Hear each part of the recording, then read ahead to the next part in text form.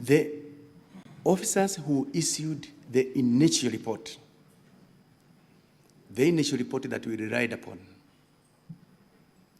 then they will have to face disciplinary proceedings as provided for by the regulations by providing incorrect information. So we are awaiting the outcome of the investigations of IPOA in that. IG, we've had the benefit of hearing the representative of IPOA in the morning, and they were very categorical on what caused the death of this young man. What more do you want to hear? Mr. Speaker, sir, from what we have heard here from the IPOA, although we have not yet gotten that report, we will proceed on and take appropriate measures on the officer who gave the primary report on that material day. We have taken note. IG, proceed.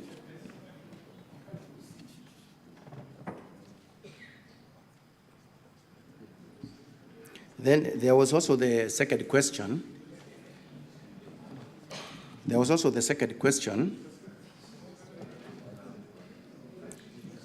Honorable Senators, I think we are doing pretty well now. We are doing very well.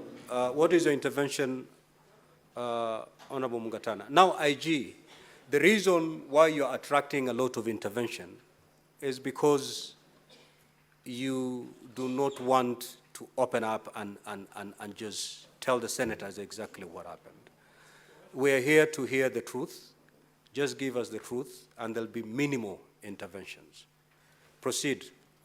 Mr. Speaker, I have a lot of respect for the current IGP. In fact, a very professional police officer. But I wanted to remind him, the Constitution has given us, under Article 238, the principles of national security.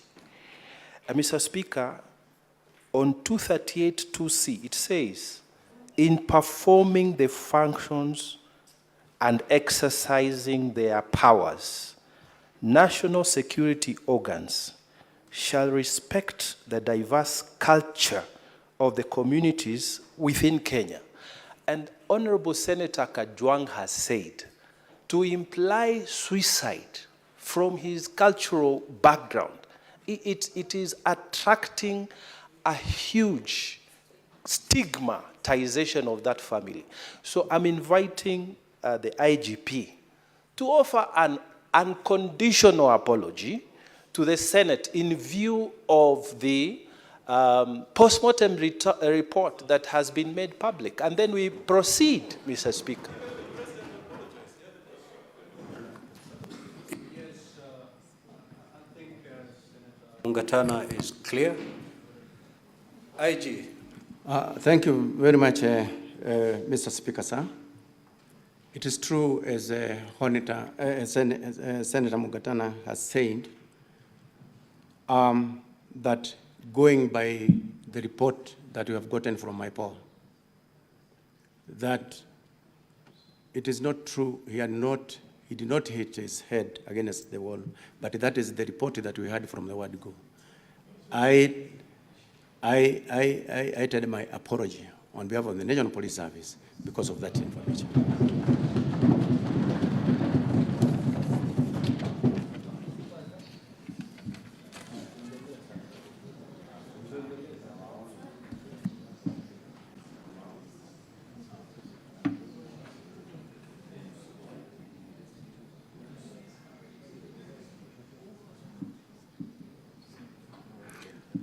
So there was also the question of how the police are trained. That question was clearly answered by my CS.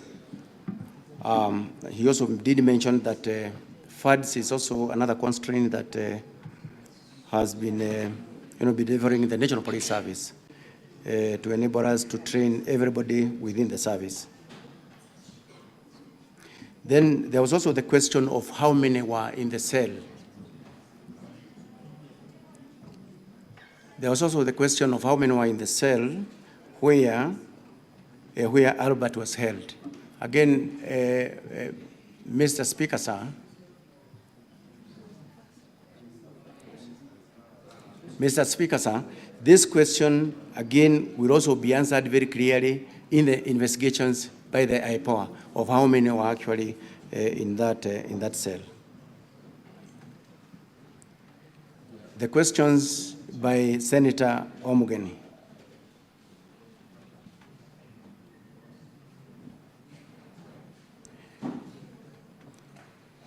As I have indicated, I myself am a parent. My other senior level commanders, they are all parents. By losing Ojwang, it pains me, it pains them. It is not right to lose them in a police cell. Now, when he arrived, or when he was brought in from Homa Bay, he was given an opportunity to call his family back home, as I did indicate from my statement that I was providing, where he did indicate to his wife that they had reached Central Police Station safely and he was safe. So that one confirms that when he reached Central Police Station, he was all right, by his own statement to his own family, that he was fine. So the second question is about why was Ojwang booked alone in the cells. As I have indicated there earlier, this is something that we are going to be provided with answers by the investigating agency, because these are some of the questions that it must answer.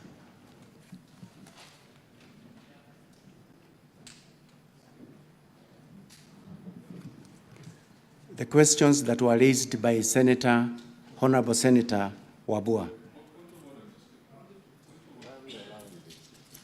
IG, you 2 minutes ago you're doing fairly well, but I can see there's a relapse. The question was, why was this young man booked alone in a cell? And your response, if I got you correctly, is that matter is under investigation. Yes. Really, is that your response? Yes. The matter is to establish the correct position. Senator Ojwang.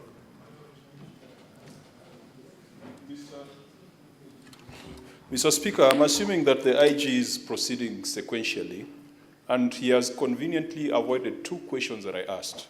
And that was why the Deputy Inspector General of Police is still in office when he was very quick to interdict or to give directives for junior officers to be out on the basis of the proximate cause theory. And I also asked a very specific question that came out of his submission, that there were other names. There were other 4 persons of interest. Are they alive? Or are they in a ditch somewhere? Are they at City Mortuary? He's supposed to tell us that if he's going sequentially. Thank you, Mr. Speaker. Proceed, IG. In regard to the question that was asked by Honorable Senator Ojwang about whether to reassure the House that all the 4 that were mentioned are alive. I'm going to give an answer, but the rest of the details will also be provided for by the DCI. To say this, there was one suspect who was arrested, and by that time he had been placed at Kamukoji police station. When the file went before the ODPP raised issues that needed to be covered. Thereafter, the suspect was set free until such a time when the file goes back to the ODPP and he gives his recommendations. As for the rest, none of them had been arrested. So we believe they are still out there.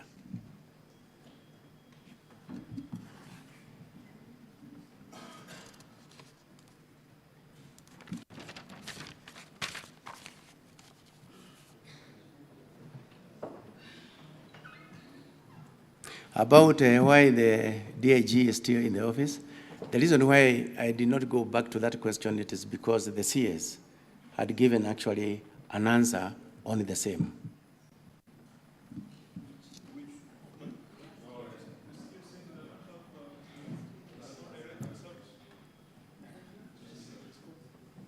He did respond.